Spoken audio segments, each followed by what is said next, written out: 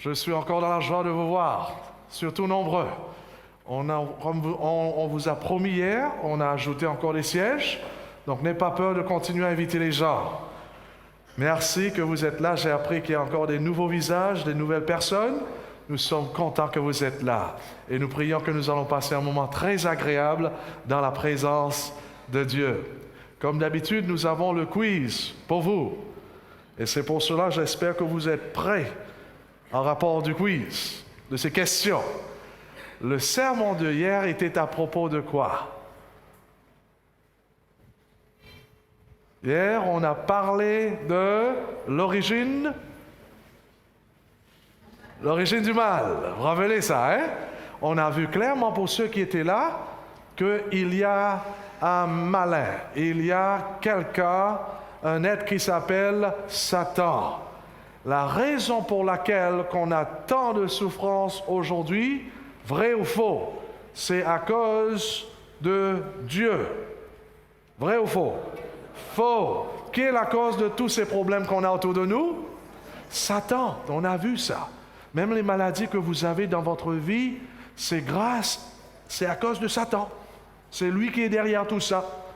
C'est pour cela qu'il ne faut pas blâmer ou pointer le doigt à Dieu. C'est l'ennemi, le diable, qui fait tous ces ravages dans notre monde aujourd'hui. Et hier, nous avons vu, dans le livre de l'Apocalypse, chapitre 12, le verset 12, qu'est-ce que le texte nous dit?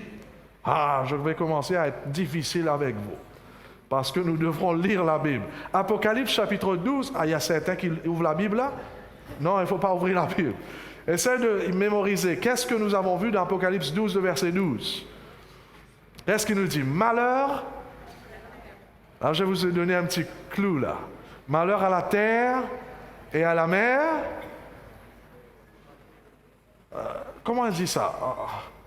Au commencement, il dit réjouissez-vous, vous qui êtes dans les cieux. Mais malheur à la terre et à la mer, car le diable est quoi? Descendu vers vous avec une grande colère. Pourquoi? Pourquoi est-ce que Satan est en colère dans le texte? Il sait qu'il y a peu de temps. Donc, on a vu hier que vraiment, l'ennemi, Satan, il sait, il croit dans l'Apocalypse, il croit dans Daniel chapitre 2, la statue. Il croit que nous vivons dans les derniers temps. Nous avons vu qu'il y a des signes des temps que Jésus nous a partagés, 2 jours de cela. Satan croit dans ces signes des temps. C'est pour cela, aujourd'hui, il est en train de faire tout ce qu'il peut afin de blesser les gens, afin de regrouper des gens dans son côté. Il y a une guerre que lorsqu'on lit dans Apocalypse chapitre 16 qui s'appelle la guerre d'Armageddon. Peut-être vous avez lu ça déjà. Et l'ennemi est en train de rassembler ses élus afin de se combattre dans cette guerre contre Dieu. On retourne dans le sermon de hier. Mais nous avons vu pas mal de choses. Est-ce que Dieu a créé un Satan? Oui, vrai ou faux? Non! Dieu avait créé quoi? Yes, j'ai entendu là. Un ange! Parfait, la Bible nous dit. Mais malheureusement, qu'est-ce qui s'est passé? Graduellement, cet ange s'est tourné en Satan. Et pourquoi? On a vu la grande question qu'on s'est posée hier. Est-ce que Dieu ne pouvait pas créer un être qui ne pouvait pas pécher? Pourquoi est-ce que vraiment Dieu a permis que quelqu'un comme Satan vienne en existence? Il a créé un ange, mais l'ange a choisi de pécher, de tourner contre Dieu. Il a fait ce choix. Et on a vu hier, Dieu pouvait créer quelqu'un qui ne pouvait pas pécher. Mais pourquoi est-ce qu'il n'a pas fait? Levons la main. Oui, vas-y. Il nous a créés libres. Très bien, est-ce que nous pouvons donner une main? Il nous a créés libres. Dieu nous a créés par amour. Et l'amour, c'est un choix. Dieu ne va jamais nous créer en nous forçant de le suivre. Sinon, Dieu sera un dictateur comme Hitler. OK? C'est pour ça que Dieu va nous créer les êtres, tous les êtres libres, afin qu'on choisisse si on veut aller avec lui ou pas. Car s'il ne nous crée pas libres, c'est un dictateur et nous serons des robots. Hein? Finalement, nous allons faire tout ce que Dieu nous demande de faire. Dieu ne veut pas ça. Dieu veut établir une relation basée sur l'amour. Et une relation qui est basée sur l'amour, il y a dedans ce choix de le suivre ou pas. Malheureusement, l'ennemi Satan a fait le mauvais choix. Il est tourné contre son Dieu, son Créateur. Il voulait prendre... D'ailleurs, il y avait une guerre dans le ciel. C'était contre Satan et qui? Jésus. Satan voulait prendre la place de Christ, le Fils de Dieu, égal à Dieu. Donc c'est pour cela qu'il y avait une guerre. Troisième question. Qu'est-ce qui s'est passé dans cette guerre? Qui a gagné la victoire? Jésus a gagné la victoire. Amen. Et c'est pour cela que Satan fut précipité sur terre, mais il n'est pas venu tout seul. Il a été précipité avec qui? Ses anges. Très bien, vous avez écouté. Combien de parties de ces anges de Dieu qui ont été trompés? Un tiers. Très bien, on a vu ça dans l'Apocalypse hier. C'est pour cela aujourd'hui Satan travaille à travers ses anges, la Bible appelle les démons, les mauvais esprits. Et ces mauvais esprits sont en train de rentrer dans le cœur de l'homme et leur pousser à faire n'importe quoi. L'homme, bien sûr, ça y compris la femme et les enfants. L'homme dans la Bible, c'est l'être humain. C'est pour cela qu'on voit les choses qu'on n'a jamais vues avant. Pourquoi? Parce que Satan sait que Jésus vient bientôt, il va mettre un fin à lui et il ne veut pas accepter ce fait, donc il essaie son mieux de troubler le monde. Et c'est pour cela que cette guerre qui a commencé dans le ciel se déroule où aujourd'hui? Où? Sur Terre, oui, mais où spécialement? Sur la planète? Dans la pensée de l'homme. C'est pour cela aujourd'hui vous entendez une mère qui tue ses 7 enfants. Pourquoi? Parce que l'ennemi, Satan, à travers les mauvais esprits, les démons possèdent le cerveau de l'homme ou la femme et on est en train de faire n'importe quoi. C'est pour cela que vous voyez un jeune homme en Brésil qui tue 41 femmes et on lui pose la question, pourquoi tu fais ça? Il dit, mais c'est mon plaisir, j'aime faire cela. Il est en train de piquer, tue 41, il dit, c'est sa joie. Mais ça, c'est pas normal. Pourquoi? Parce que c'est vraiment le diable qui est après ça. Nous avons vu, dernière question, que l'ennemi a attaqué le cerveau de l'homme et finalement l'homme est courbé. Vous avez vu ça dans l'histoire de cette femme. Nous sommes courbés au fond de nous-mêmes. Chaque personne qui est née sur cette terre, à cause du péché, aujourd'hui, on est courbé vers 3 choses. Quelles sont ces 3 choses? Je vous ai dit ça hier. Comme cette femme qui était courbée pendant 18 ans, jusqu'à ce qu'elle a rencontré Jésus, l'homme aussi aujourd'hui, l'enfant qui est né, tout le monde, nous sommes courbés vers 3 choses. Quelles sont ces 3 choses? Levons les mains. La terre, très bien. Une autre. C'est-à-dire, nous sommes courbés. Nous aimons la terre, les plaisirs de cette terre, plus que d'aimer le ciel et Dieu. Deuxième chose que nous sommes courbés. Le moi. Nous sommes courbés vers soi-même. On s'aime plus qu'on aime Dieu. Ah, bien sûr, lorsqu'on va à l'église, on chante très fort comme si on aime Dieu tellement. Mais dans le cœur, on s'aime nous-mêmes. Hein? On est religieux, mais malheureusement, on n'est pas spirituellement visé vers l'en haut. Donc c'est ça le problème. On est courbé vers la terre, on aime les choses de la terre, on convoite des choses de ce monde, on aime le moi. C'est pour cela on fait des promesses, mais après quelques minutes, on casse ces promesses parce qu'on veut se plaire. Et puis on est courbé vers quoi? Vers le péché. Troisième chose, on aime le péché plus qu'on aime Dieu. Attention, on ne dit pas ça aux gens, hein? Mais c'est dans le cerveau, c'est dans la nature de l'homme. On aime les choses, les péchés, jusqu'à ce que Jésus rentre dans le cœur, jusqu'à ce que Jésus nous guérisse et nous redresse. C'est pour cela le problème de l'être humain, on est centré sur soi-même. On veut se plaire, on veut être à la commande. Comment on dit ça? Commande. Aux commandes, on veut être aux commandes. C'est moi qui ai aux commandes. Mais ça, c'est pas seulement les gens du monde, les gens qui ne connaissent pas Dieu, même les chrétiens. On a j'aime dire ça, ce tonton Michelin. Vous savez, le Michelin qui se trouve sur les pneus, un gros truc comme ça. Dans chaque être humain, on a ce gros truc en nous. Cette nature que c'est moi qui est là. C'est moi, il faut m'écouter. On veut être aux commandes. Même le pasteur aussi, quelquefois, il fait face à ça. Et si vraiment je ne regarde pas en haut, je n'ai pas cette relation avec Jésus, je tombe.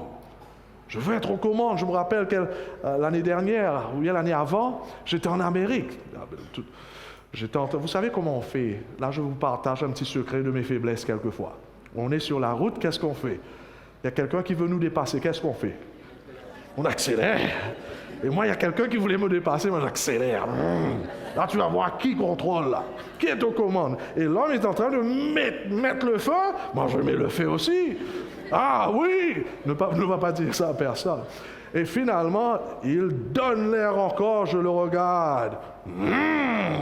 Il essaye son mieux. Il y avait 3-4 lignes. Et toutes les autres voitures étaient bloquées partout. Et c'est seulement celui-là qui était le plus rapide, la voie la plus rapide.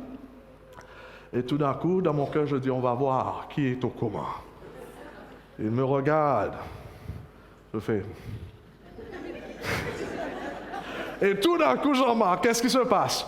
Le monsieur ouvre sa fenêtre, il prend un truc qu'on met là-haut. La sirène. C'était un policier. Oh! Il me regarde, il dit, on va voir qui est aux commandes, là. Et littéralement, je vois ça, je dis, oh! Vas-y.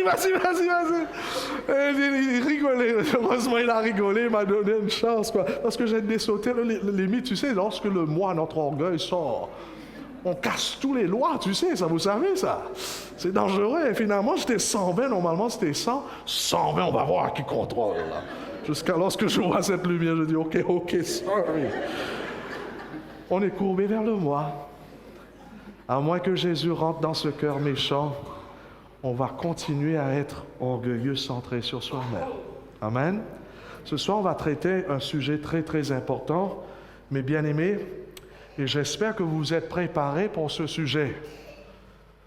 Mais avant qu'on présente ce sujet, un petit déroulement qu'on aimerait vous présenter. Est-ce qu'on a le son? Pas de son? Voilà, ça vient.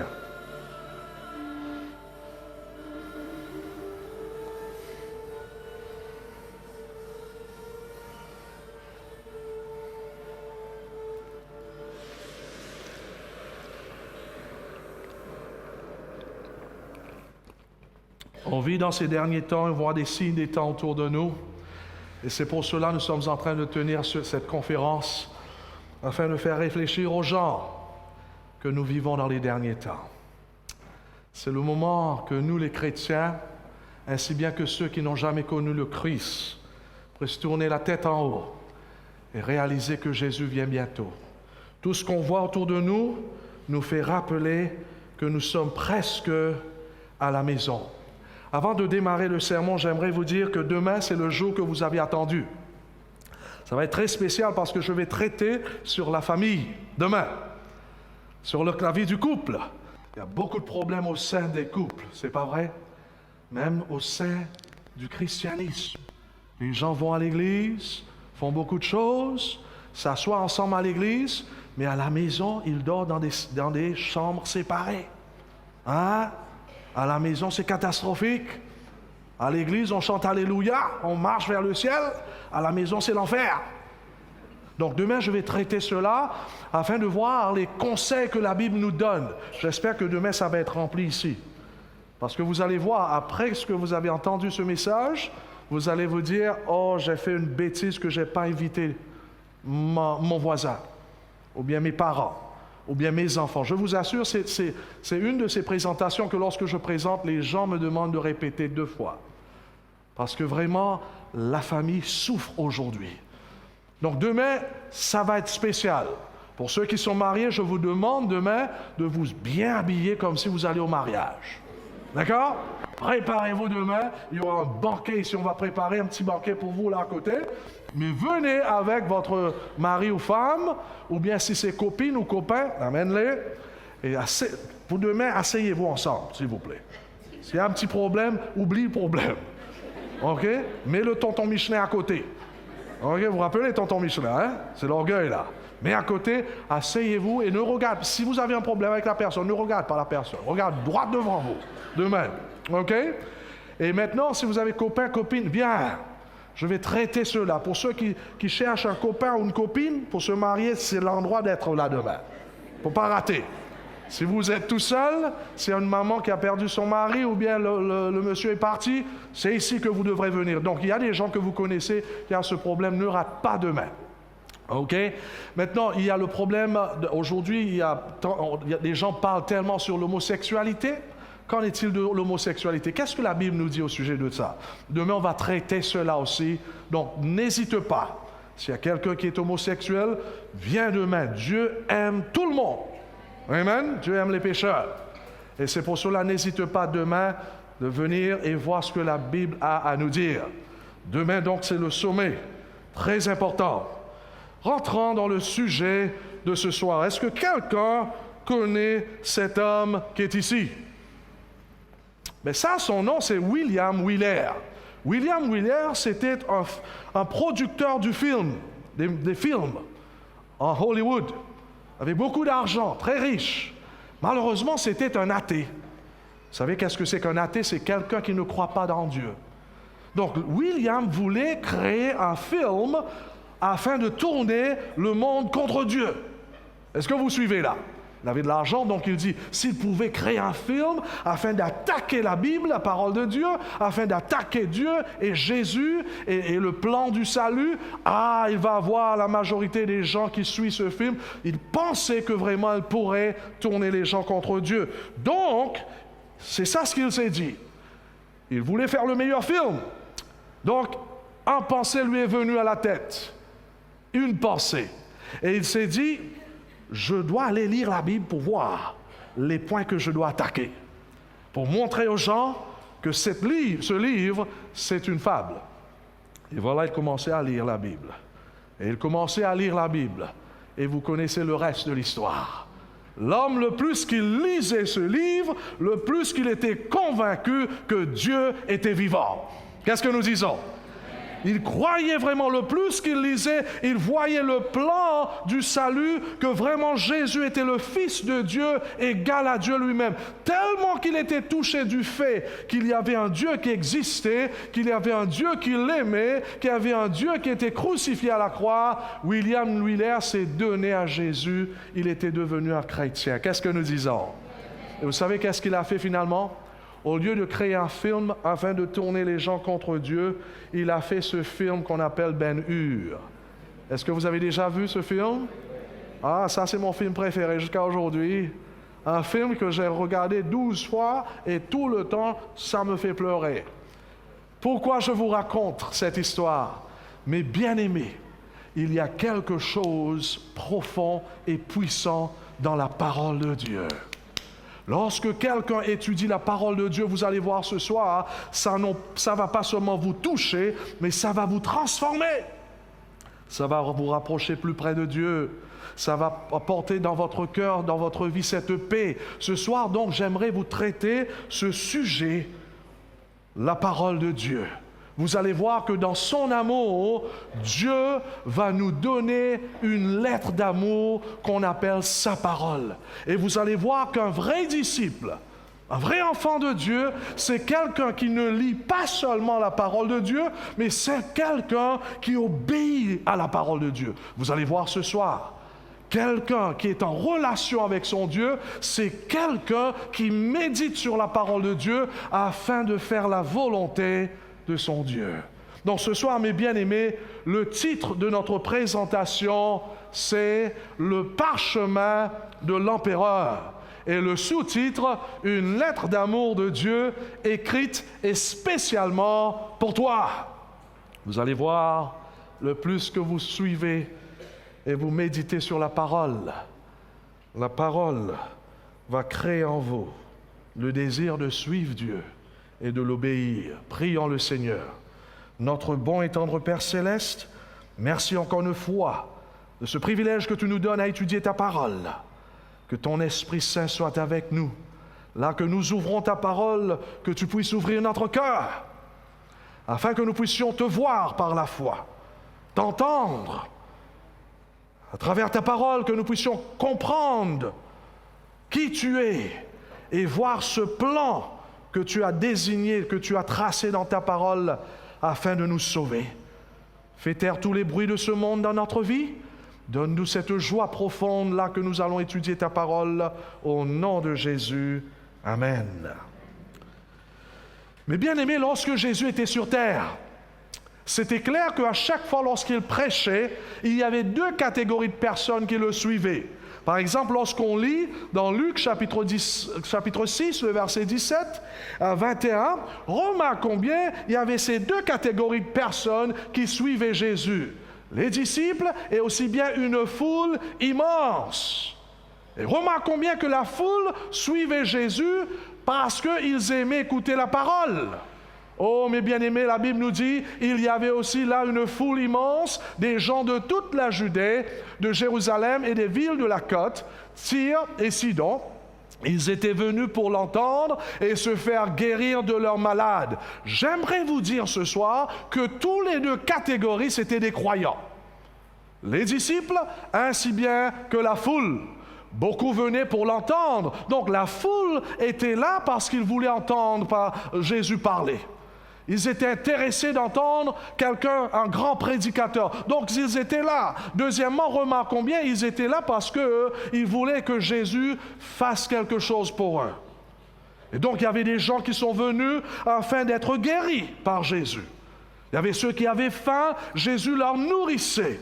La foule était là, mais bien aimés, bien sûr, pour entendre Jésus parler, ainsi bien, afin que Jésus-Christ puisse répondre à leurs besoins. Troisièmement, il y avait aussi ceux qui venaient pour voir du spectacle. Jésus, c'était quelqu'un qui guérissait les gens. Donc, il y avait ceux parmi la foule qui voulaient voir ce qui allait se passer ce jour-là. Et je vois surtout certaines qui venaient avec leur canne de Coca-Cola, avec leur popcorn. Et ils vont dire entre eux, allons voir ce que ce gars-là va faire aujourd'hui. C'est pour cela, vous allez voir, mes frères et mes sœurs, amis invités, que vraiment la foule, oui, ils étaient en masse, ils étaient en grand nombre. Malheureusement, la foule, il est vrai qu'ils voulaient entendre parler de Dieu, mais la foule n'était pas sérieuse en rapport d'obéir à la parole de Dieu. Est-ce que vous me suivez? Ils venaient écouter la parole de Dieu, mais lorsqu'ils retournaient chez eux, ils n'étaient pas prêts à obéir à ce que Dieu leur disait, leur instruisait. C'était seulement l'autre groupe qui voulait suivre Jésus en l'obéissant, et la Bible les appelle les disciples. Vous allez voir ce soir donc, mes bien-aimés, parmi tous les gens qui suivaient Jésus, il y avait seulement un petit groupe qui était sérieux en rapport de Dieu et de sa parole. La foule était en masse, mais vous allez voir ce soir que bien, il est vrai que Dieu aimait tous ces gens, Jésus aimait tous ces gens, mais Jésus n'était pas après la masse. Jésus n'était pas après la foule. Jésus cherchait non pas la quantité, mais la qualité. Jésus cherchait les gens qui étaient prêts à l'obéir. Et selon la parole de Dieu, c'était les disciples qui étaient prêts à l'obéir. Les disciples étaient prêts à suivre Jésus jusqu'au point de mourir. Ce soir, j'aimerais gagner votre attention parce qu'il y a une foule parmi nous ce soir. Et nous sommes pratiquement, nous tous qui sommes là, pratiquement nous sommes des croyants peut-être. Pour ceux qui écoutent à la maison, peut-être vous aussi, vous êtes des croyants. Et ce soir, vous allez voir que ça ne suffit pas de suivre Jésus en masse. Ça ne suffit pas simplement de croire en Jésus. Il faut être un disciple pour être sauvé. Amen. Ce soir, nous allons voir donc qu'est-ce que ça veut dire d'être un disciple. J'aimerais vous partager une parabole que vous avez sûrement entendue auparavant pour la majorité d'entre nous. Ça se trouve dans Matthieu chapitre 7, le verset 24 à 27. La Bible nous dit, c'est pourquoi, d'ailleurs c'est Jésus qui parle, il dit c'est pourquoi quiconque entend ces paroles que je dis et les met en pratique sera semblable à un homme prudent qui a bâti sa maison sur le roc. Le verset 25, la pluie est tombée, les torrents sont venus, les vents ont soufflé et se sont jetés contre cette maison. Elle n'est point tombée parce qu'elle était fondée sur le roc. Tandis que le verset 26, écoute maintenant comment la parabole tourne. Mais quiconque entend cette parole que je dis et ne les met pas en pratique sera semblable à un homme insensé qui a bâti sa maison sur le sable. La pluie, dans le verset 27, nous dit, est tombée, les torrents sont venus, les vents ont soufflé et ont battu cette maison. Elle est tombée et sa ruine a été grande. Qui sont ces deux bâtisseurs? Remarquons, c'est clair, tous les deux ont bâti leur maison. Malheureusement, un a bâti sa maison sur le sable, la mauvaise fondation, tandis que l'autre a bâti sa maison sur quoi? Sur le roc. Lorsque le vent est venu, c'est ça ce qui va faire la différence, qui va montrer ceux qui ont bâti leur maison sur le roc, tandis que ceux qui ont bâti leur maison sur le sable. Qui sont ces deux catégories de personnes? Et spécialement celui-là qui a fondé sa maison sur le sable. Qu'est-ce que vous en pensez?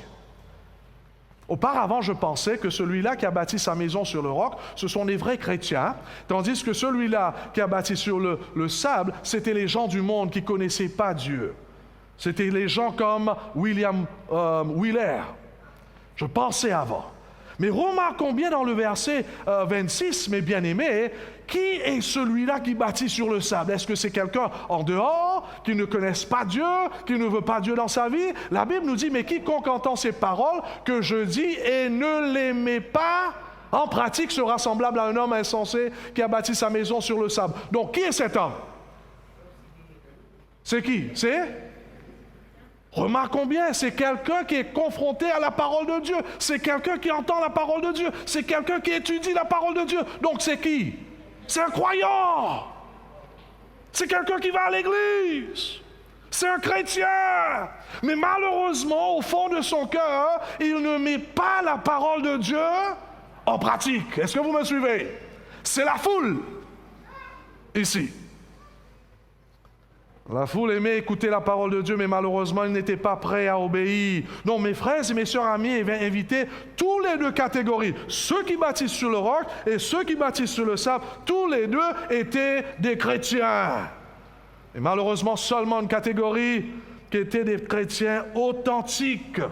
Et c'est ça ce que je viens de vous dire, c'était des disciples, des vrais disciples. D'ailleurs, étudions un petit peu plus afin de voir cette catégorie de chrétiens qui n'obéissaient pas à la parole de Dieu. Qui étaient ces gens? Suis bien. Car, remarquons bien comment Jésus va démarrer cette parabole. Il va dire, c'est pourquoi quiconque entend ces paroles que je dis et les met en pratique, ainsi de suite. Donc, qu'est-ce que ça veut dire lorsque vous voyez « c'est pourquoi » Jésus démarre cette parabole de ces deux bâtisseurs en servant ces deux mots, c'est pourquoi. Qu'est-ce que cela veut dire lorsque vous entendez cela?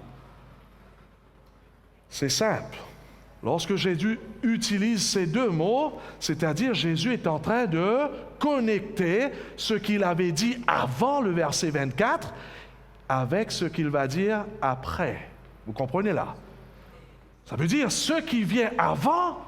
Jésus était en train de dire quelque chose et maintenant il reliait ce qu'il disait avant le verset 23 avec ce qu'il va dire après. Est-ce que c'est clair? Donc en d'autres mots, si vous voulez connaître ces gens qui ont bâti leur maison sur le sable, il faut lire ce que Jésus avait dit avant. Est-ce que vous êtes d'accord? Mais lisons un petit peu et voyons ce que Jésus-Christ disait avant. C'est-à-dire dans le verset 21 à 23, remarquons ce que Jésus va dire. OK? Afin qu'on puisse comprendre clairement ce soir qui sont ces personnes-là qui bâtissent leur maison sur le sable. Qui sont ces chrétiens? Donc Jésus va dire ici, ceux qui me disent Seigneur, Seigneur, n'entreront pas tous dans le royaume des cieux. Wow! Voyez-vous là? Ce n'est pas toute la foule qui va rentrer dans le royaume des cieux. Mais celui-là seul qui fait la volonté de mon Père qui est dans les cieux. La Bible continue, le verset 22. Plusieurs me diront ce jour-là, Seigneur, Seigneur, n'avons-nous pas prophétisé en ton nom? N'avons-nous pas chassé des démons en ton nom? Et n'avons-nous pas fait beaucoup de miracles par ton nom? Et voilà, Jésus va dire dans le verset 23, alors je te dirai ouvertement, je ne vous ai quoi? jamais connu. Retirez-vous de moi, vous qui commettez l'iniquité. Qu'est-ce que c'est que l'iniquité? On a vu ça hier. Le péché. Vous qui commettez le péché. Donc ici, mes bien-aimés, qui étaient ces personnes-là? C'était des chrétiens, bien sûr. Et d'ailleurs, remarquons bien, le texte nous dit que ces chrétiens-là disaient, appeler Jésus comment? Seigneur, Seigneur. Vous savez qu'est-ce que c'est qu'un Seigneur? C'est le maître. Donc ces chrétiens-là appelaient Jésus maître. En d'autres mots, c'était des soi-disant chrétiens qui suivaient Jésus. Ils disaient que Jésus était leur maître, leur Seigneur. Non pas seulement ils disaient cela, mais remarquons bien que ces chrétiens avaient fait pas mal des bonnes choses. Regarde ça. Ils ont dit quoi? Plusieurs me diront ce jour-là, Seigneur, Seigneur, n'avons-nous pas quoi? Prophétisé par ton nom, chassé des démons par ton nom, et fait beaucoup de miracles par ton nom. Donc c'était des chrétiens, mes frères et mes sœurs, amis invités, qui ont fait pas mal des choses pour Dieu. Prophétiser, c'est-à-dire prêcher et le don de la prophétie. Ils ont chassé des démons et tout ça. Et même s'ils réclament, et même s'ils disaient qu'ils étaient des croyants, en réalité, plus tard, on voit que c'était des faux croyants. C'était pas vraiment des vrais chrétiens. C'était la foule. Et c'est pour cela, ce soir, lorsque nous méditons sur la parole de Dieu, j'aimerais que vous examiniez votre cœur.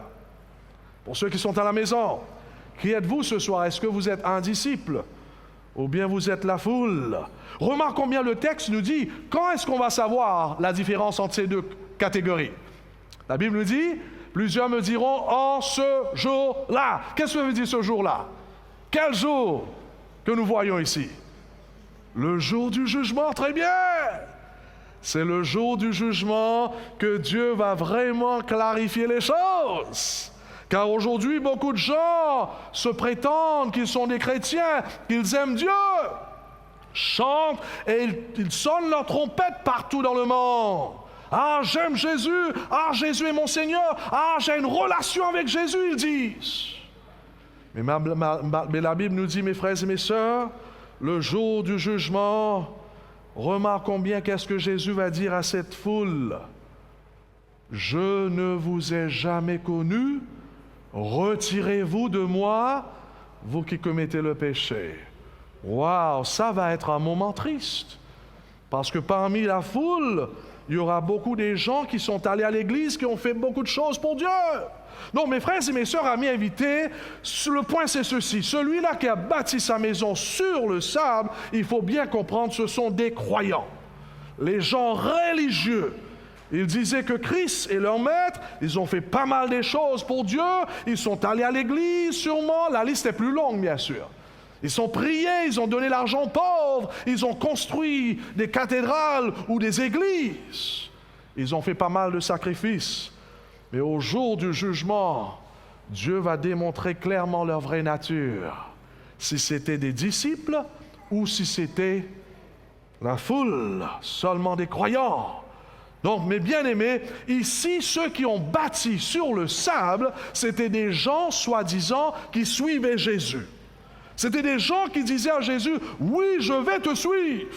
Oui, je veux faire ce que tu me demandes de faire. Oui, tout ce que tu me demandes, je vais le faire.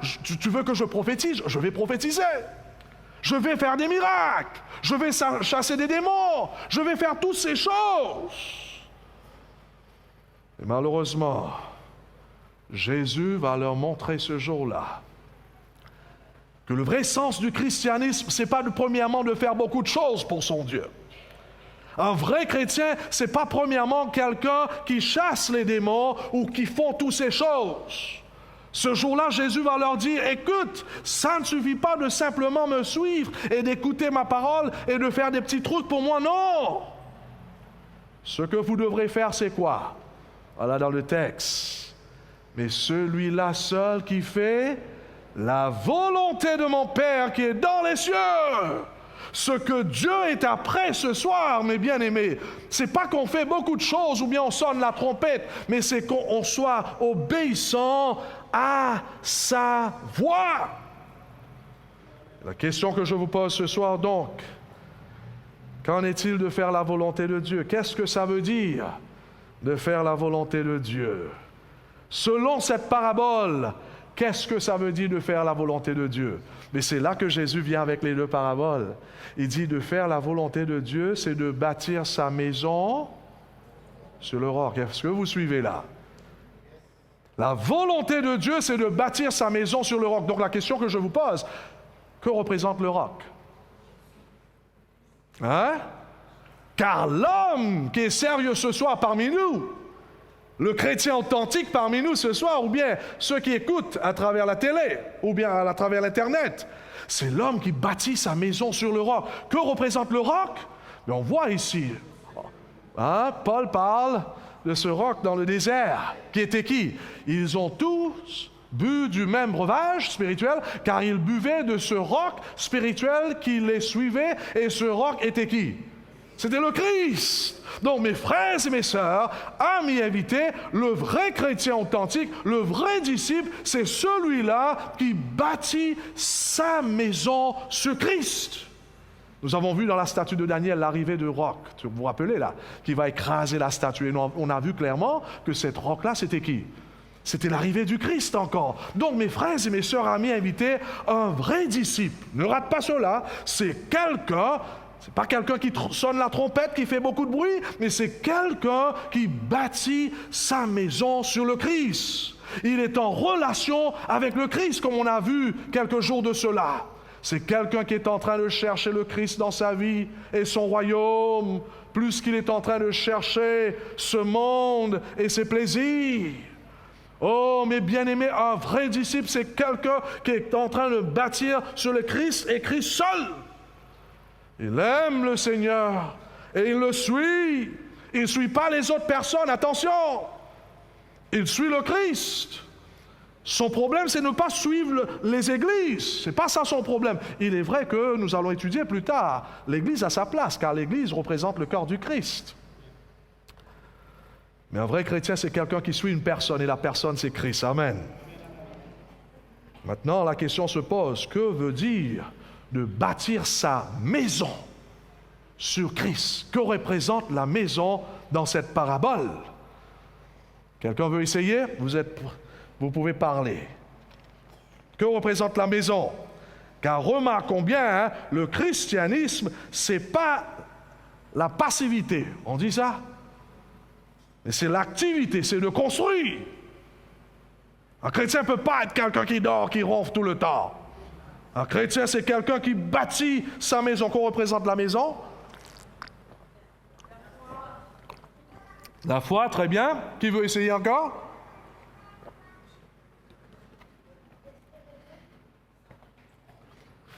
Que représente? Voilà, je mets là. La maison, c'est votre vie, c'est votre foi, c'est votre caractère. Le caractère, ce n'est pas quelque chose qu'on voit en dehors. Le caractère, c'est ce qui fait la personne. Ma femme me dit, vous savez qu'est-ce que c'est que caractère, Jean-Noël? C'est lorsque tu fais les choses que tu aimes faire lorsque les gens ne te regardent pas. C'est ça ce qui définit ton caractère. Parce que très souvent, on fait les choses pour impressionner les gens, oui ou non? Mais ça, ce n'est pas votre caractère, ça. Ça, c'est du cinéma. Hein? Ça, c'est l'hypocrisie. Le caractère d'une vraie personne, c'est ce qu'on aime faire lorsque personne ne nous voit pas. Devant cet écran, cher homme, lorsque le mari n'est pas là. C'est ça le caractère. Lorsqu'on aime faire ces choses qu'on aime faire dans le silence, dans le noir.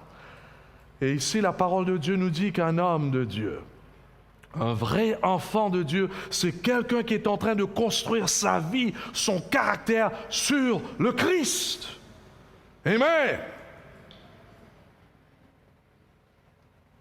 Et remarquons bien, selon cette parabole, tous les deux catégories étaient en train de bâtir.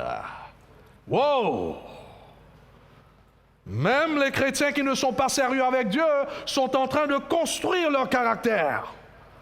Et le point, c'est ceci.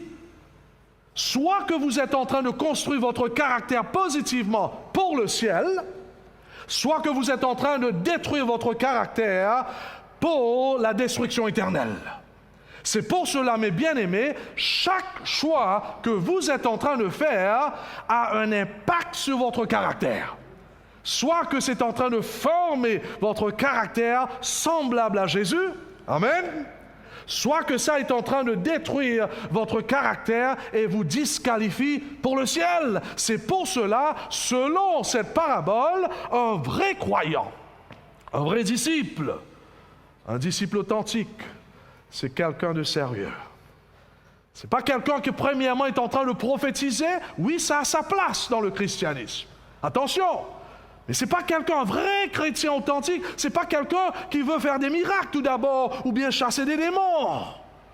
Même si tout ça c'est important, mais ce n'est pas ça son fardeau. C'est le fardeau de la foule. C'est le fardeau des croyants de faire tous ces petits trucs afin d'impressionner les gens. Mais le vrai fardeau d'un enfant de Dieu, d'un vrai disciple, c'est que premièrement, il veut se mettre à part pour son Dieu. Deuxièmement, il réalise qu'il est appelé à fonder sa vie, son caractère sur le Christ. Il réalise qu'il y a un travail interne au fond du cœur que Dieu veut faire dans sa vie afin de mieux le refléter, afin qu'il devienne un petit Jésus pour les autres. C'est ça un vrai chrétien. Donc un vrai enfant de Dieu, ses satisfactions se trouvent non pas en faisant toutes ces choses, il est vrai, ça trouve leur place, non, ou bien d'aller à l'église, non, c'est pas ça son premier problème. Son problème c'est que, est-ce que je suis en train de refléter mon maître? Est-ce que je suis en train de vivre la vie de mon maître? La vraie religion, c'est un rapport de la construction de notre caractère. La vraie religion, ce n'est pas premièrement un rapport de même prêcher ce que je fais. Car si je suis en train de prêcher, mais je suis en train d'échouer dans ma vie quotidienne en vivant ce message, je suis à... C'est en vain ce que je fais. C'est grave. C'est bien d'aller à l'église, de faire toutes ces choses. Mais un vrai chrétien, ce n'est pas un rapport de ça. Je vous pose la question ce soir, est-ce que vous êtes en train de construire votre vie sur Jésus? Maintenant, peut-être vous êtes en train de dire, mais comment est-ce qu'on construit? Comment est-ce qu'on vraiment, on bâtit notre caractère, notre cœur sur le Christ? Comment développer une relation avec Jésus? Car nous avons vu ces quelques jours que la chose la plus importante, c'est d'avoir cette relation avec le Christ. Mais remarquons bien, selon cette parabole, comment quelqu'un développe sa relation avec le Christ, comment quelqu'un développe son caractère. Remarquons comment il fait ça. C'est pourquoi quiconque entend ces paroles que je dis et les met en pratique. En d'autres mots, comment est-ce qu'on grandit dans notre caractère afin de refléter le Christ? À travers quoi? L'obéissance. À travers la pratique de la parole de Dieu. Ça ne suffit pas de simplement entendre la parole de Dieu à chaque soir lorsque vous venez ici. C'est extraordinaire de voir les gens qui viennent écouter la parole de Dieu. Mais la chose la plus importante, c'est ceci. Qu'est-ce que je fais lorsque je sors d'ici? Est-ce que je vais obéir à la parole de Dieu? Est-ce que je vais faire ce que mon Dieu me demande de faire? C'est ça ce qui démontre si vous aimez Dieu ou pas. Car la foule ne s'intéressait pas à obéir à Dieu. Ils étaient là à écouter la parole.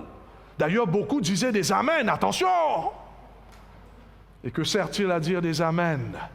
Mais si on n'obéit pas à la parole de Dieu. C'est pour cela, un vrai disciple, mes bien-aimés, c'est quelqu'un qui construit sa vie, son caractère, son cœur sur Jésus en obéissant à la parole de Dieu. En d'autres mots, un vrai disciple qui est en relation avec le Christ, c'est quelqu'un qui médite sur la parole. Il aime la parole de Dieu. Car comment est-ce qu'on peut connaître notre Christ sans connaître sa parole? Est-ce que vous êtes en train d'étudier la parole de Dieu? Est-ce que la parole de Dieu est votre délice, mes frères et mes sœurs, amis invités? Beaucoup des gens ont beaucoup de Bibles. Mais malheureusement, vous allez dans ces foyers, vous allez voir la Bible qui est remplie de la poussière là-dessus. On a tout le temps dans le monde à regarder tous ces films qui sortent de Hollywood. Tout le temps à passer sur l'Internet. Mais un vrai disciple, c'est quelqu'un qui passe le temps dans la parole de Dieu, car la parole de Dieu est Dieu lui-même. Et c'est ça ce qui veut dire être en relation avec son Dieu. Vous voulez savoir qui est en train de construire sa vie sur le Christ? Et voir un homme qui est en train de connaître la parole de Dieu, et vous saurez. Oh, mes frères et mes sœurs, amis invités, c'est facile de dire qu'on aime le Christ. C'est facile de dire qu'on suit le Christ. Mais la question, c'est ceci. Est-ce que la parole de Dieu, c'est votre autorité dans votre vie? L'homme qui a son Dieu dans sa vie, c'est l'homme qui suit la parole de Dieu. Tandis que de bâtir sa maison sur le sable, c'est de développer son caractère selon la parole de ce que les gens disent. Wow! Est-ce que vous suivez là? Et c'est ça le problème. Beaucoup des gens qui vont à l'église, qui se disent des chrétiens, au lieu de suivre ce que Dieu leur dit de faire, ils suivent ce que les autres font. Et c'est ça, de bâtir sa maison sur le sable.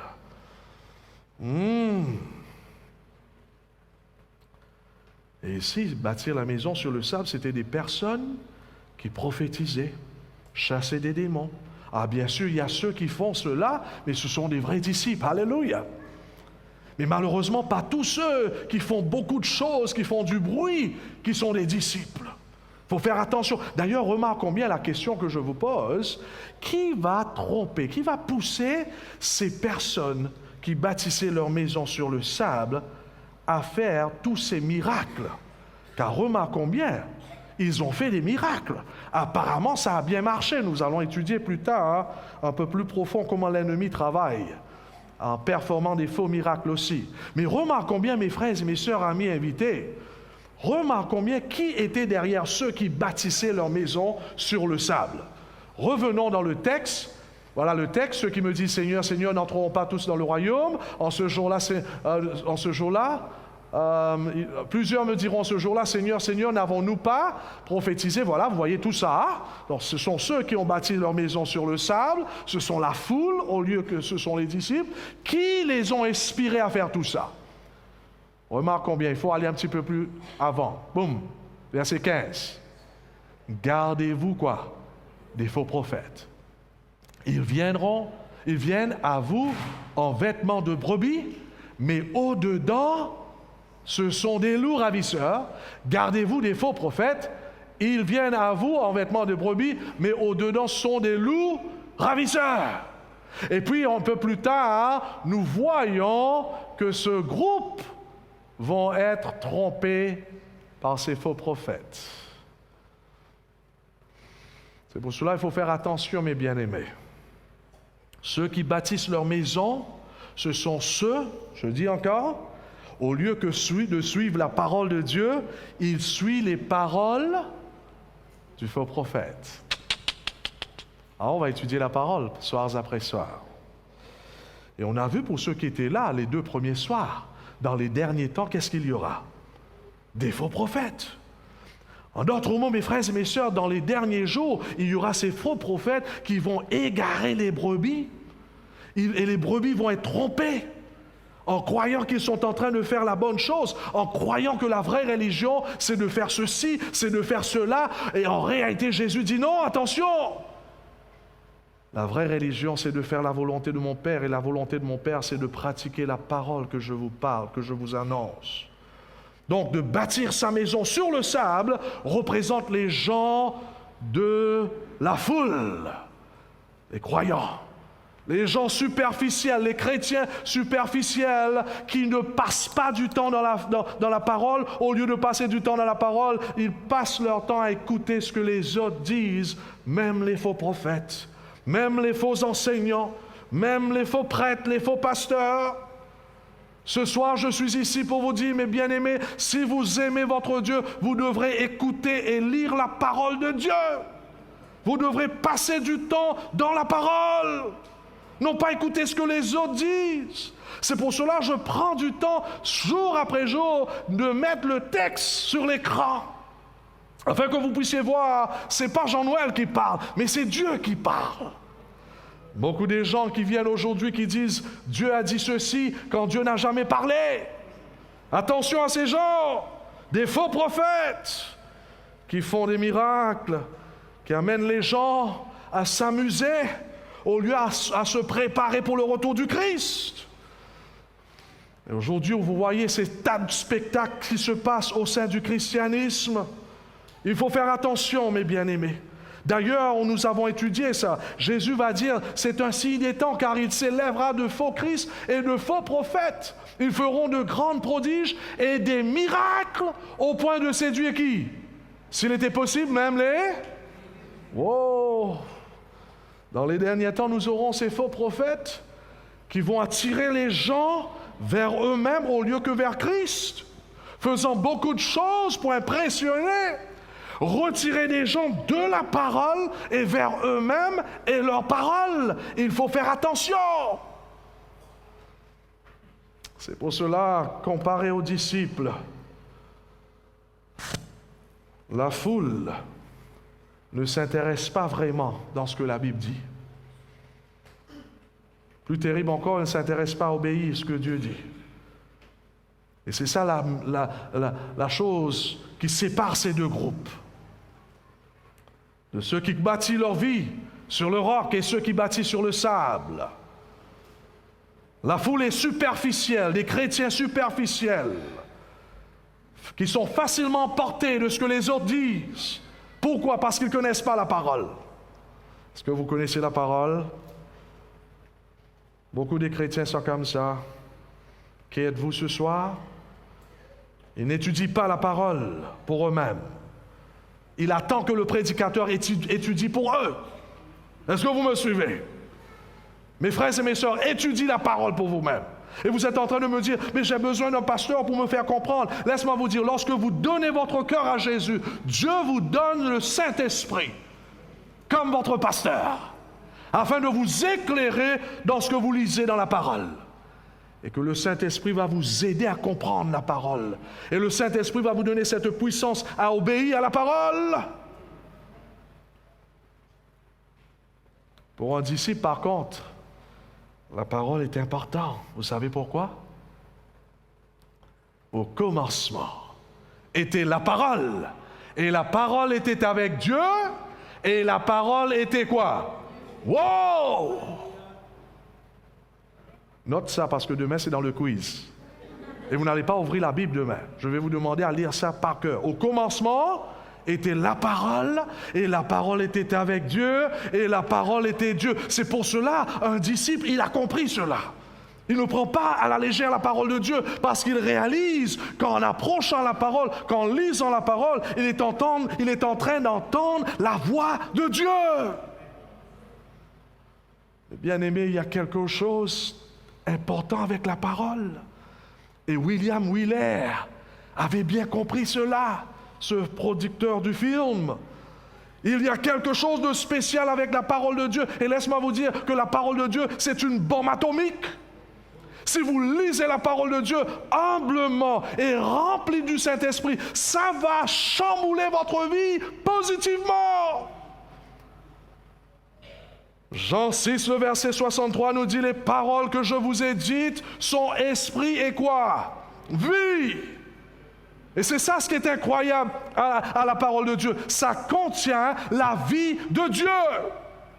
C'est pour cela, pour celui-là qui médite sur la parole à travers la prière et le renoncement, ça donne la vie, même la vie de Dieu. Littéralement, lorsqu'on lit la parole humblement à travers le Saint-Esprit, nous sommes en train de recevoir la vie de Dieu. Ça change finalement notre vie.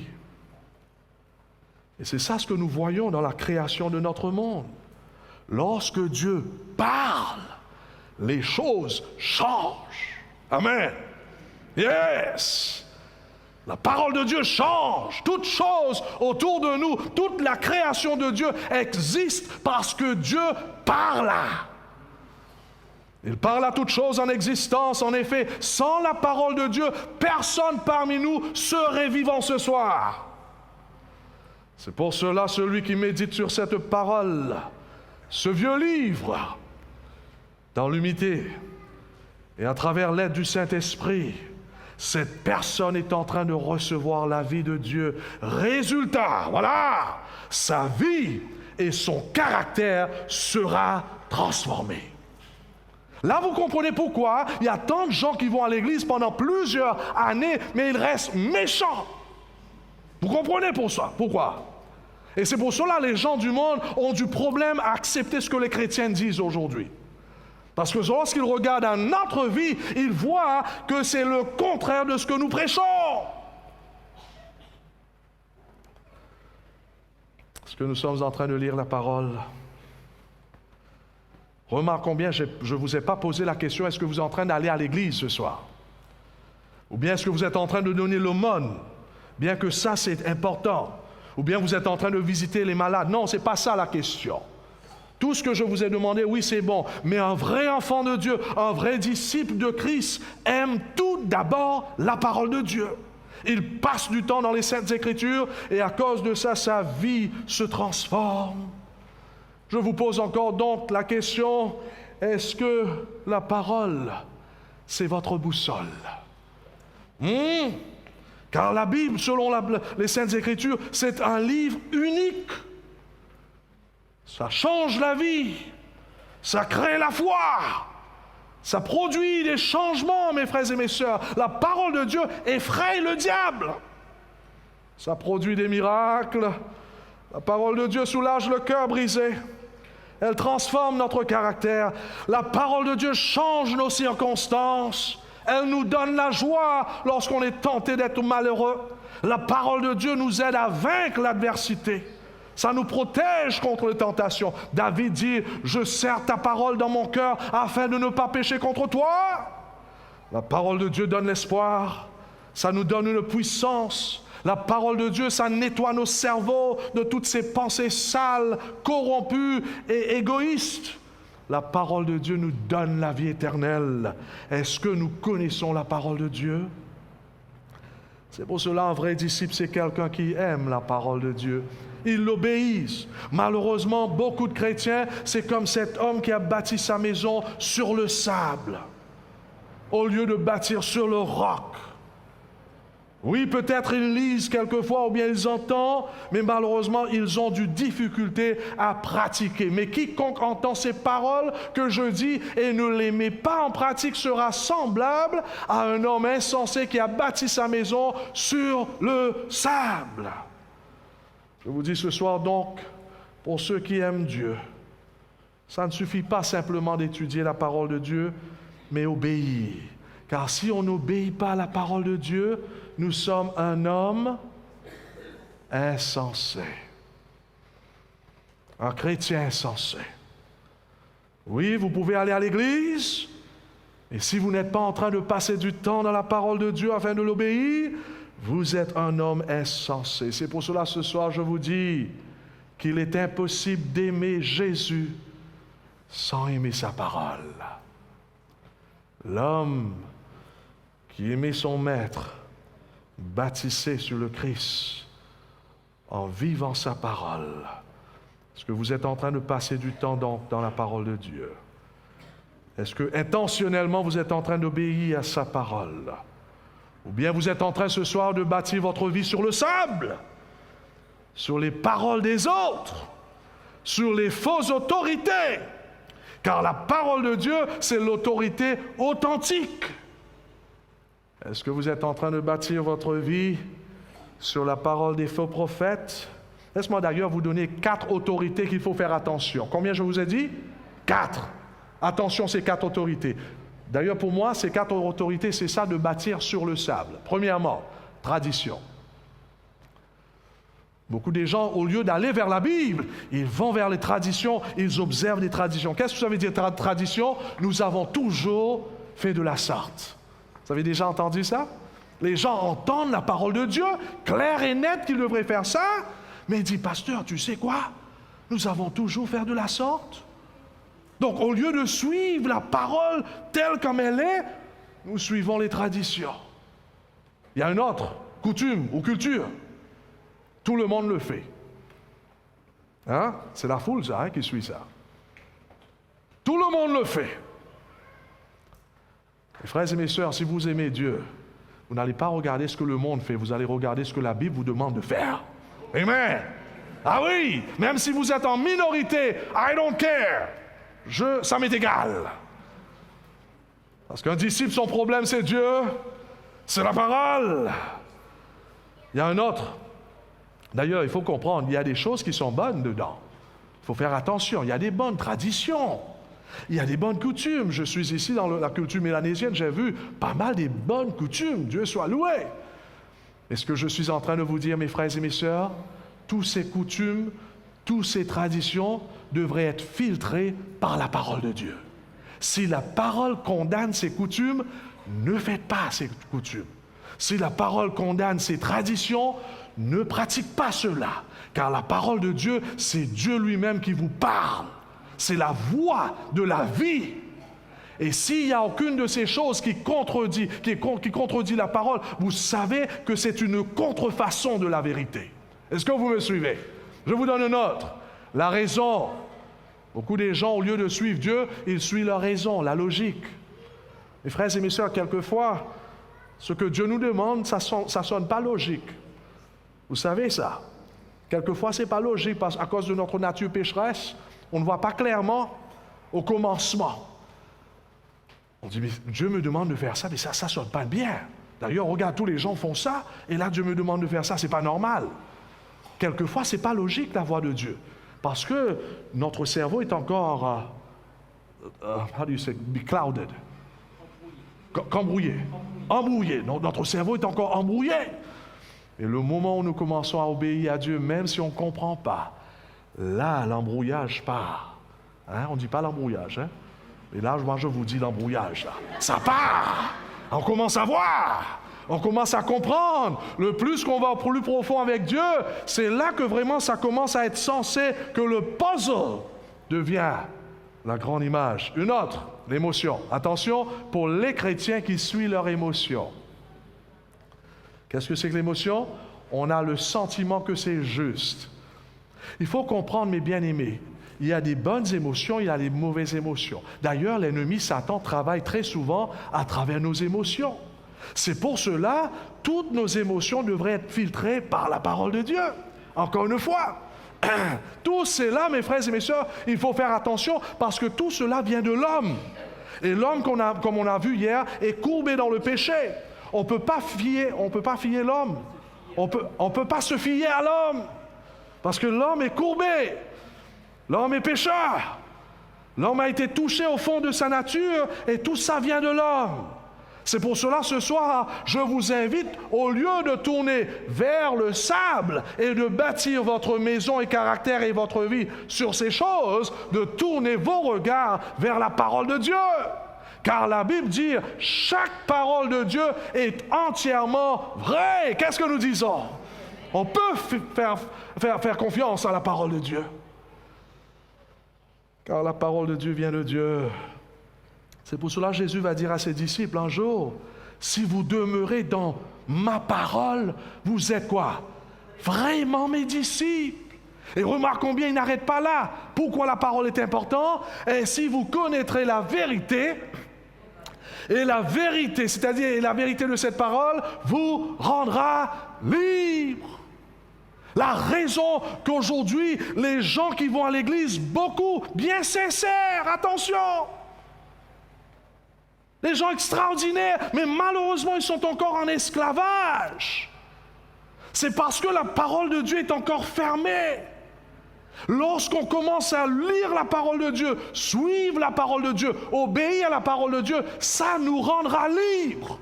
C'est ça ce que Dieu dit. Si aujourd'hui votre vie est une vie tourmentée, c'est parce que vous avez négligé la parole de Dieu. Vous êtes dans cet état que vous êtes ce soir financièrement, parce que vous êtes en train de faire n'importe quoi. en négligeant la parole de Dieu.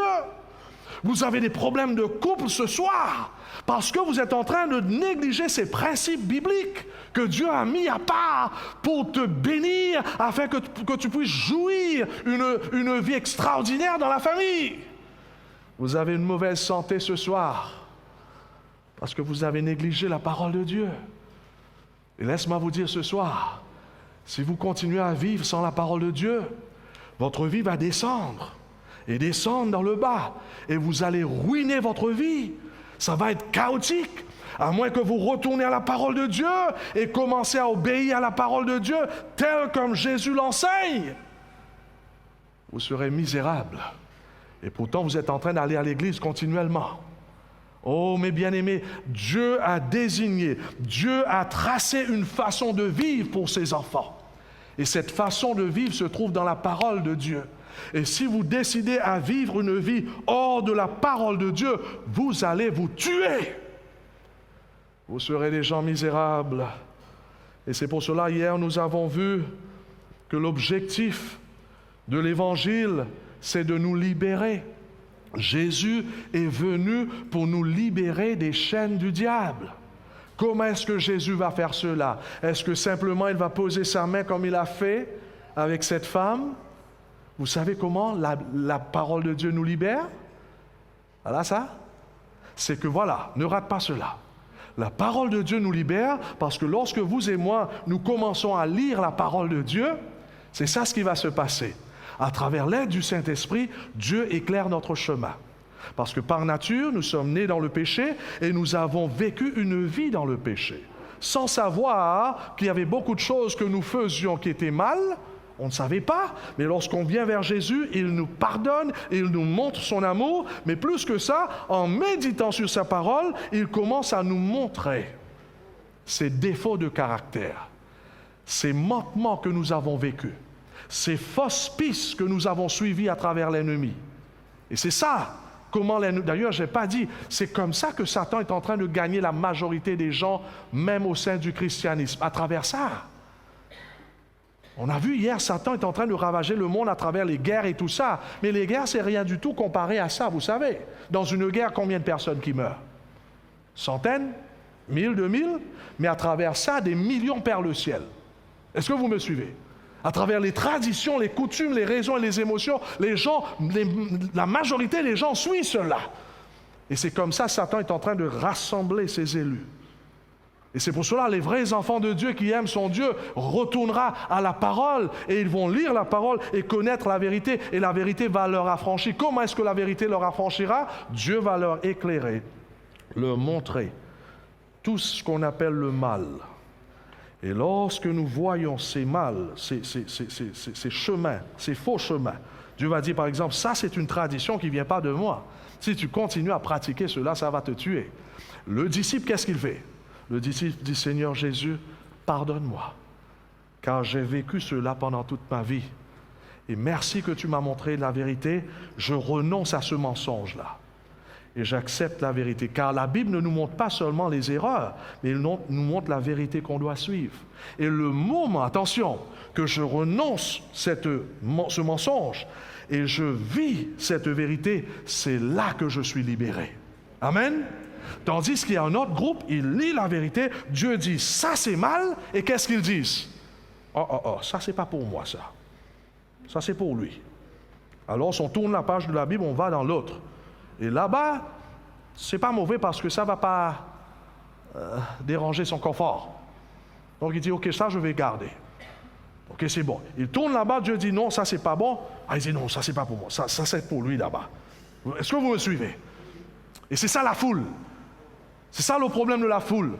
La foule aime choisir ce qu'ils veulent dans la parole. Ça c'est bon, ça c'est pas bon. Mes frères et mes sœurs, si vous êtes un disciple, vous ne pouvez pas faire ça. Un vrai disciple, c'est quelqu'un qui ramasse tout, qui dit, Seigneur, ta parole est vérité. Et je prends tout. Soit que je prends tout, soit que je renonce tout.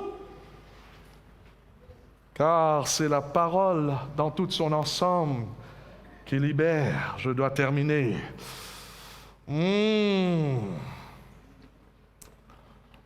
Écoute ce que la Bible nous dit.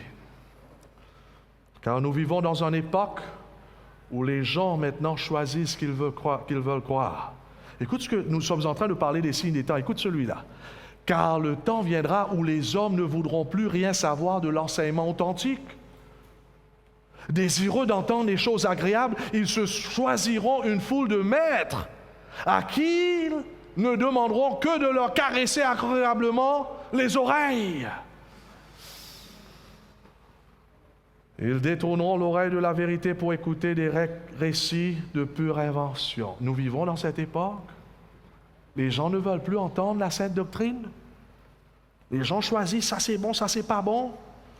Nous vivons dans cette époque. Au lieu d'accepter l'Évangile tel comme elle est, les gens refusent. Et pourtant, combien on a besoin de la parole? Pourquoi? Toute écriture est quoi? Inspirée. C'est pas un peu d'écriture. Il y a des gens qui me disent, pasteur, oui, je prends le Nouveau Testament, pas l'Ancien Testament. Laisse-moi vous poser une question. Lorsque Paul disait cela, est-ce qu'il y avait le Nouveau Testament? Pas encore. Paul était en train de référer à qui? À quoi? L'Ancien Testament. Et ici, Paul va dire toute écriture, c'est-à-dire l'Ancien Testament, bien sûr, le Nouveau aussi qui viendra après, et c'est déjà là, c'est inspiré. Mais ici, Paul est en train de dire toutes les Écritures, ainsi bien que l'Ancien Testament et le Nouveau Testament, est inspiré. Et remarquons bien pour quelle raison Dieu nous a donné, et c'est utile pour enseigner la vérité, réfuter l'erreur, corriger les fautes et former une juste manière de vivre, afin que l'homme de Dieu soit parfaitement préparé et équipé pour faire toute action bonne. On ne peut pas choisir, mes frères et mes sœurs. Si nous aimons Dieu, il faut embrasser toute la parole de Dieu. Aujourd'hui, les gens veulent choisir une religion facile où on peut faire ce qu'on veut. Et puis on va aller au ciel. Non, mes frères et mes sœurs, la parole nous montre une façon à vivre comme des enfants de Dieu. Nous sommes des enfants du ciel lorsque nous sommes nés de nouveau. Et nous sommes appelés à vivre la vie du ciel, la culture du ciel. Et la culture du ciel, c'est dans la parole de Dieu. Parce que nous sommes appelés la lumière du monde. Malheureusement, dans les derniers temps, les gens ne vont pas vouloir cela. Et le texte nous dit qu'ils vont choisir leur propre prédicateur, leur maître, à prêcher les choses qui vont leur caresser dans leur péché. Qui êtes-vous ce soir?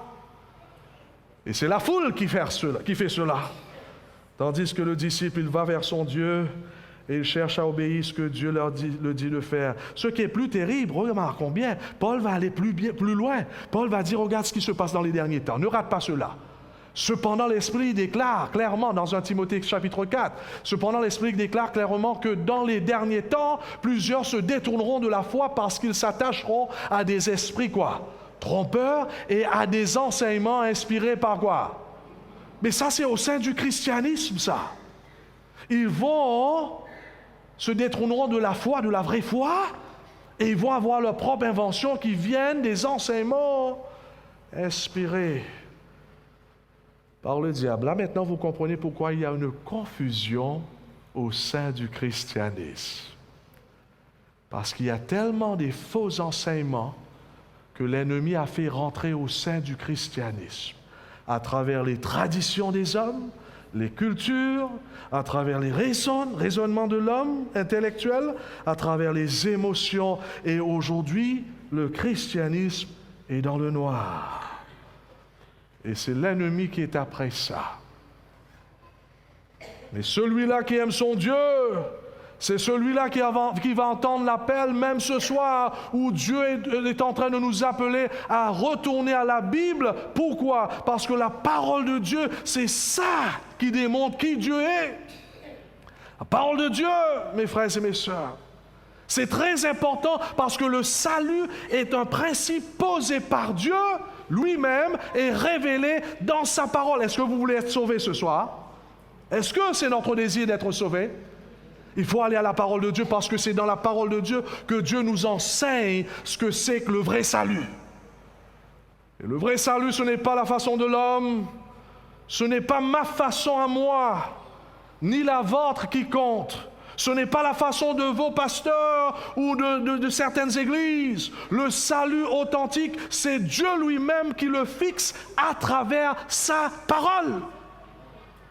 Nous devons faire entièrement et uniquement confiance à la parole ce soir Car Jésus dit, vous sondez les Écritures parce que vous pensez avoir en elles quoi? La vie éternelle. Ce sont elles qui rendent témoignage de moi. La parole de Dieu est importante parce que c'est là où on trouve la vie. Ce plan que Dieu a tracé pour nous sauver, c'est dans la parole de Dieu, pas dans la culture, pas dans les traditions. C'est pour cela, ce soir, Dieu nous lance une invitation de retourner à la parole, si nous l'aimons vraiment. Dernière question avant que j'arrête, je termine. Pourquoi avons-nous besoin de développer le caractère selon cette parabole? Pourquoi avons-nous besoin de réellement fonder notre vie sur la parole de Dieu? Vous savez pourquoi? D'ailleurs, lisons. La pluie est tombée, les torrents sont venus, les vents ont soufflé et se sont jetés contre cette maison. Pourquoi est-ce que nous sommes appelés à suivre la parole et à obéir à la parole? Vous savez pourquoi? Parce qu'il y aura la pluie qui va frapper notre vie. Vous avez entendu ça? Nous allons faire face aux problèmes de la vie.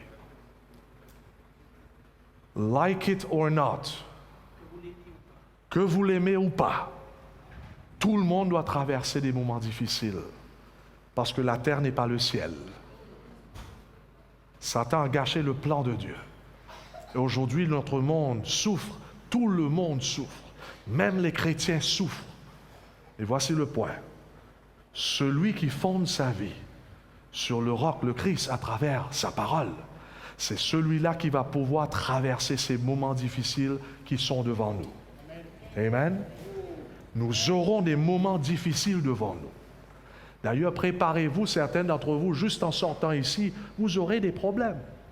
Mais celui-là qui connaît son Dieu, celui-là qui aime son Christ, celui-là qui est en train d'apprendre à obéir les principes bibliques, c'est celui-là qui va pouvoir traverser ces moments difficiles. Qui ne vont pas chuter. Oui, on va glisser. Oui, on va faire des fautes. Attention. Mais celui-là qui se tient debout sur le roc, c'est celui-là qui est inébranlable. Amen. Ah oui. Jésus vous appelle ce soir à fonder votre vie sur sa parole. Si vraiment vous l'aimez, fondez sa vie sur sa parole. Combien des gens que j'ai vus vont à l'église? On leur donne des postes tout de suite lorsqu'ils rentrent dans l'église. On dit, waouh, ça c'est un bon gars. Regarde comment il fait les choses. On dit, wow, on peut l'électer comme un ancien ou bien un diacre. Et finalement, après quelques mois, la tempête passe à la maison. Qu'est-ce qui se passe? Peut-être l'épouse de cet homme quitte l'homme. Et qu'est-ce qui se passe après? L'homme se pend. Lorsque la tempête arrive, l'homme se pend. Pourquoi? Parce que l'homme, même s'il était en train d'œuvrer à l'église, il n'était pas en train de fonder sa vie sur la parole. Est-ce que vous me suivez? L'apparence, attention à l'apparence. C'est pour cela que je lance ce défi à chaque personne. D'ailleurs, laisse-moi vous dire, le jour où je termine ici, si finalement vous avez pu, si j'ai pu vous convaincre de passer du temps dans la parole, j'ai fait mon boulot. Ah oui. Ça veut dire qu'il faut même aimer Dieu bien plus qu'on aime son mari ou sa femme. Oui, bien sûr. On va traiter cela après. D'ailleurs, si on aime Dieu de tout notre cœur, on va aimer son mari de tout son cœur, de tout notre cœur aussi. On va étudier. Mais Dieu passe avant, tu as raison. Laisse-moi terminer avec cette histoire. Je ne sais pas si vous connaissez cet homme-là. Mais c'était un hindou. Je l'avais rencontré à la Nouvelle-Zélande. Première fois, il vient, jamais entendu parler de la parole. Je presse sur Jésus et je voyais cet homme qui pleurait. C'était un bodybuilder. Et voilà, il était en train de pleurer. Je dis, waouh, le Saint-Esprit est en train de toucher celui-là. Et tout d'un coup, ses larmes se tournaient en joie, l'allégresse. Et puis il pleure encore. Et puis c'est la joie. À la porte, lorsqu'on sortait, il venait sauter dans mes bras. Il me dit, Pasteur Jean-Noël, je crois de tout mon cœur que votre Jésus est rentré dans mon cœur. Ça m'a touché. Je dis, je crois parce que j'ai vu quelque chose. Il me dit, écoute, toute la semaine, je devrais travailler le soir, mais je vais annuler tout parce que je dois entendre parler de ce Jésus. Je dois passer du temps à connaître ce Jésus. Et il me dit, demain, on se verra. Demain, lorsqu'il est venu, voilà, il était là, c'est vrai. C'est un homme intelligent, travaillait avec le technique Nouvelle-Zélande. New Zealand, l'avion, hein. Il est venu le dimanche, c'était samedi que j'avais prêché, dimanche il est venu, lundi il est venu, et tu voyais il y avait quelque chose qui se passait dans cet homme. Il était en train d'avoir une relation avec Dieu, il était en train de rencontrer son Dieu par la foi. Mardi, il y avait une tempête de pluie. Et il était pris sur la route. Il était 20 minutes en retard. Il nous racontait plus tard, il pleurait, il dit, Jésus, c'est pas possible, je ne peux pas être en retard, je dois entendre le message, fais un miracle. Le miracle, c'est qu'il était plus en retard que tout le temps. Et lorsqu'il rentrait, il y avait un pasteur qui est venu devant en disant, Pasteur Jean-Noël s'excuse. D'ailleurs, lorsqu'il voyait le pasteur qui est venu devant, il dit, aïe, aïe, aïe, j'ai raté tout. Et juste au moment qu'il allait se décourager, le pasteur venait devant et il disait, Pasteur Jean-Noël, viens téléphoner car il est en retard à cause d'une tempête de pluie. Et lui, lorsqu'il entend ça, il dit, yes! Et lorsqu'il disait yes, moi je rentrais derrière lui. Je le touchais sur son épaule, j'ai eu la chance de prêcher. Le mercredi, je ne l'ai pas vu. Je commençais à m'inquiéter parce que j'étais en train de prier pour lui. Il faut prier pour les uns les autres. D'ailleurs, laisse-moi vous dire, est-ce que vous savez qu'il y a un groupe de personnes qui prient pour vous tous les 5h30 du matin? Groupe de personnes. C'est pour cela que nous, on va vous donner bientôt, demain soir, ne rate pas, écrivez votre nom, on va intercéder pour vous. Nous avons besoin de la prière. Amen? Certains d'entre nous qui veulent changer votre vie, mais le mal est fort. Il faut qu'on intercède pour vous. N'hésitez pas d'écrire votre nom si vous avez besoin des visites. On a des pasteurs ici, on va arranger. Et voilà, mercredi, il n'est pas là. Je m'inquiétais. Et quand même, on a prié pour lui. Jeudi, il est venu. Mais il n'est pas venu à l'église où je prêchais. Il est venu dans mon bureau où je travaillais. Littéralement, est-ce que quelqu'un a une Bible? Littéralement, regarde ce qu'il va faire. Il est venu et j'ouvrais ma porte et littéralement, il s'est mis à genoux. Il dit, Jean-Noël, pasteur, pardonne-moi, je n'ai pas pu venir hier parce que j'allais perdre mon boulot. Il a raté toutes ses soirées, lui. On allait le mettre à la porte. Et finalement, il a décidé de ne pas venir. Mais il me dit, s'il vous plaît, est-ce que tu peux prêcher le sermon que j'ai raté hier soir? Ça m'a touché. Parce que l'homme cherchait son Dieu. L'homme était en train de bâtir sa maison sur le roc. J'ai prêché l'Évangile, il est en train de pleurer. Le lendemain, vendredi, c'est la même chose. Il est venu, non pas à l'église, mais dans mon bureau. J'ai prêché encore la parole. Samedi, il est venu à l'église, je lui ai donné la chance de raconter son histoire. L'histoire est grande, extraordinaire. Mais le point, c'est ceci, parce que c'était un homme suicidaire. Il a essayé 2 fois de se suicider. Il allait marier 2 fois. Il a fait des gaffes dans sa vie. Allait se marier 2 fois, la femme l'attendait à l'église, tout le monde, mais lui n'est jamais parti. Parce qu'il y avait une autre femme avec lui à cette époque-là. 2 fois. Il a fait des gaffes dans sa vie. Et voilà, cet homme est en train de faire sa rencontre avec Jésus. Alléluia! Et finalement, un jour, il s'est baptisé, d'ailleurs, même avant son baptême. D'ailleurs, là, je suis en train de le baptiser, là. Voilà. Même avant son baptême, il a déjà gagné des âmes pour Jésus. Un jour, je le voyais parce qu'il aimait le sport. Il avait la plus grande télé chez lui. Et le All Blacks allait jouer contre les Australiens. Je n'ai pas le temps de regarder, mais je savais qu'il aimait ça. Je lui posais la question, qui a remporté la victoire? Vous savez qu'est-ce qu'il m'a dit? Il me dit, quoi?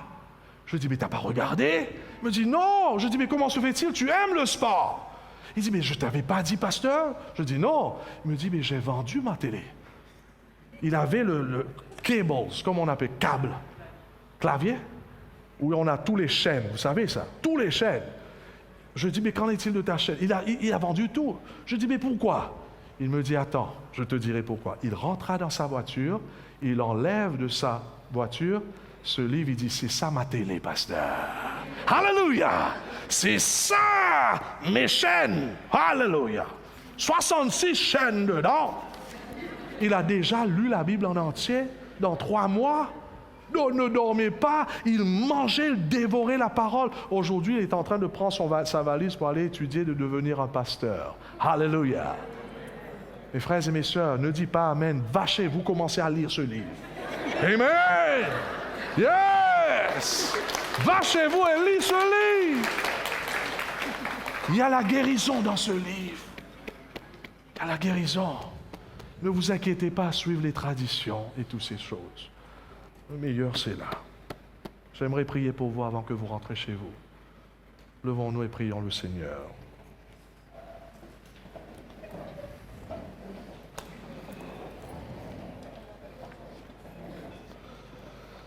Notre bon et tendre Père céleste, merci de nous avoir montré qu'est-ce que ça veut dire un vrai disciple.